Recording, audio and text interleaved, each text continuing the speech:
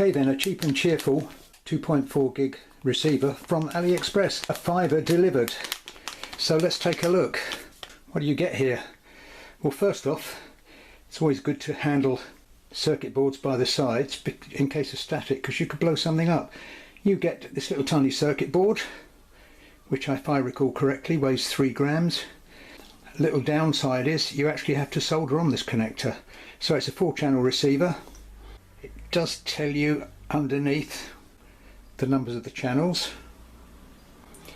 and that's the binding button, but more to that later on. So as I say, first step is to solder this on, which is a bit of a tricky job. These kind of little tiny things, I've used 2 or 3, ideal for really lightweight stuff like this mini Lidl that I converted to a twin, because it's so tiny. Absolutely perfect. I don't know that I'd particularly trust it with a £2,000 super turbine or something, but good enough for the majority of users.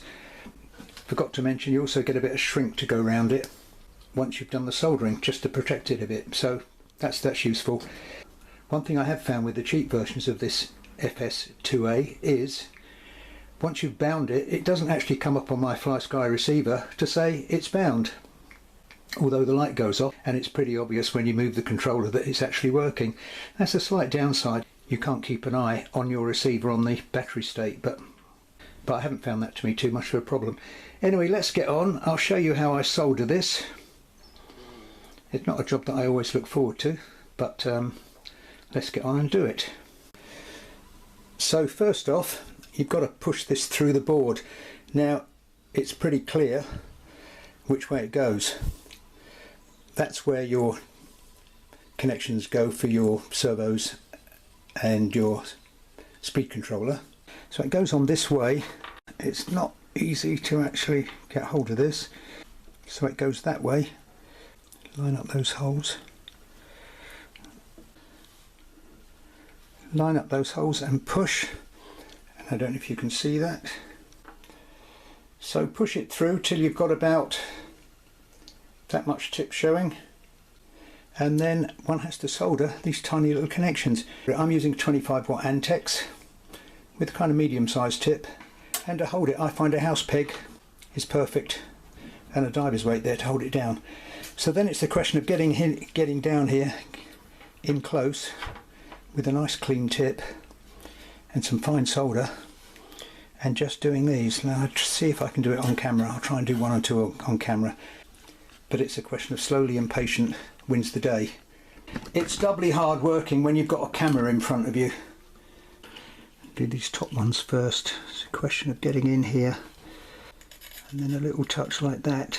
Examine each one carefully to see if it's actually soldered to the pad. Yeah, that one's making contact. I'm getting better at it. That on there, little tiny touch. Yeah, that did it. Resting down, a little touch of solder.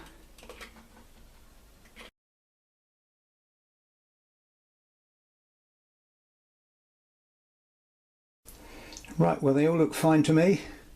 Slowly and patiently is the way. So the next step is to show you how to bind it. So here's an empty channel on my FlySky, and you'll notice on here there's a tiny little button. That is the binding button. So first thing I'm going to do is connect speed controller to number 3, which is number 3 there.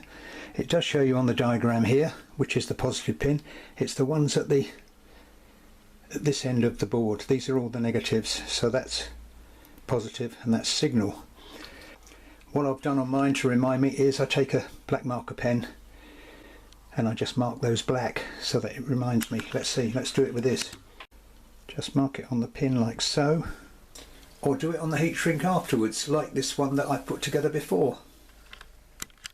So let's connect the speed controller to it now to see if we've got power to the board. We should see an LED come on.